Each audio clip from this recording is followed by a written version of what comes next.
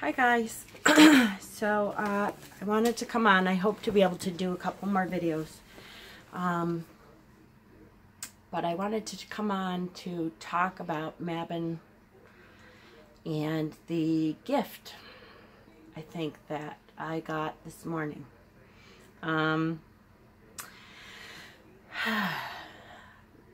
When the kids were younger, we got two dogs, a brother and a sister, named Kenny and Dolly.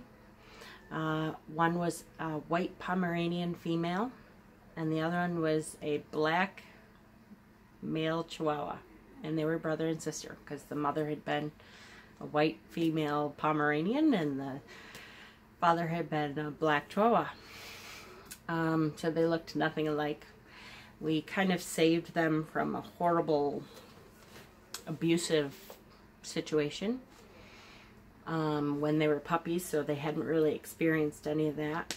And we raised them for probably the first 5 years of their life, and then we gave them to my aunt when we were moving to North Carolina, because we weren't able to have pets down there. Anyways, this morning when I woke up, my aunt came to me and said that Dolly needed to be put down. She has been bleeding for probably about a month from her mouth and kind of everywhere, and they knew she had a low platelet count, and they were giving her steroids to try to help that, but they thought maybe she had a tumor in her liver, and we weren't really sure how long it was going to last. My son, Joey, who was on my video as a medium, came to me last night and he said, Dolly's going to die soon. She won't look at me. Well, this morning when I woke up, Nancy said, I can't do it. She's too sick and I can't do it. Can you take her? So Joey and I went down to the vet and eased her transition into the Summerland. And,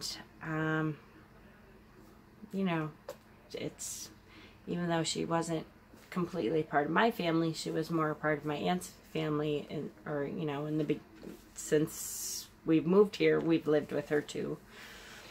And I remember her,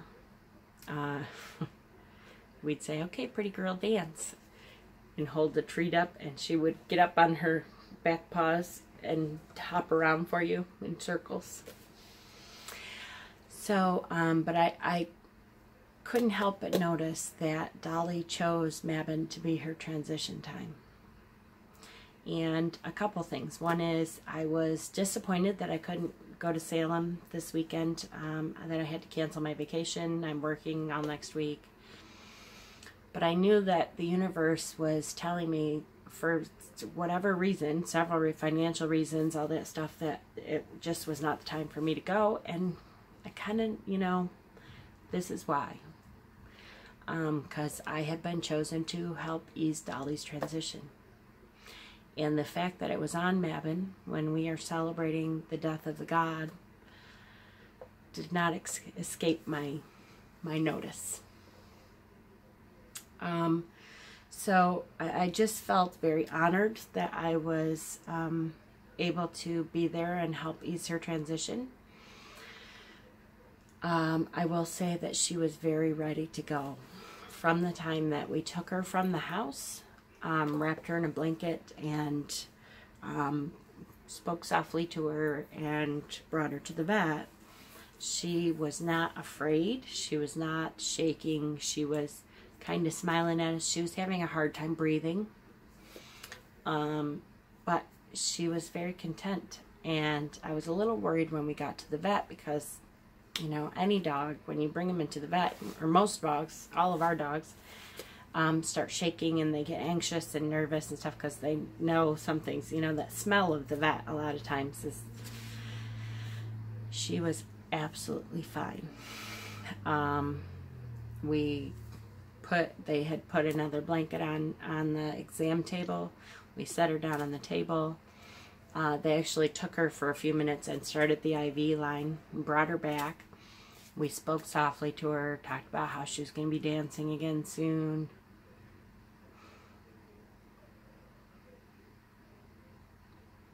This is just me tears. I have to say, I'm very honored to have been able to be there. And I know she was ready.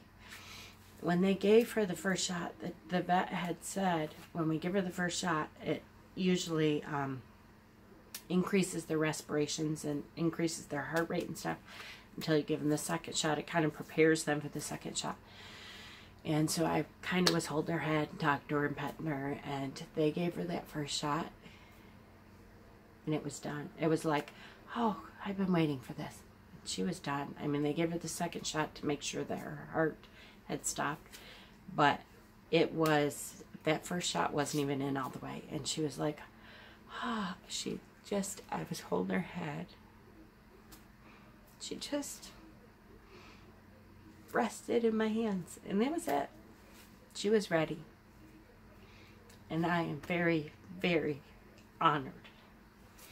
And the fact that she chose Mabon to be her transition day, whew, talk about a gift. I think today I understand Mabon more than I ever have. The death of the god is not easy for the goddess. Even though she knows it's a transition and that he will be born again in the spring, and they start their love affair again, but it's not an easy thing. So I just wanted to read, this is part of what my ritual is going to be tonight, and it just could not have been any more perfect. Lady of the corn, queen of the grain, we seek your strength in harvest's pain. Your sons to the scythe, your lover to blade, and you bereaved have been made. To you our arms now open wide, we share your grief, our God has died. Be here with us and not forlorn, for as you've taught us, he'll be reborn. Hail, great goddess, and welcome. This is when we're calling the god and goddess into the circle. Lord of the corn, king of the grain, we seek your blessing through harvest's pain. You're down to scythe, they call you dead.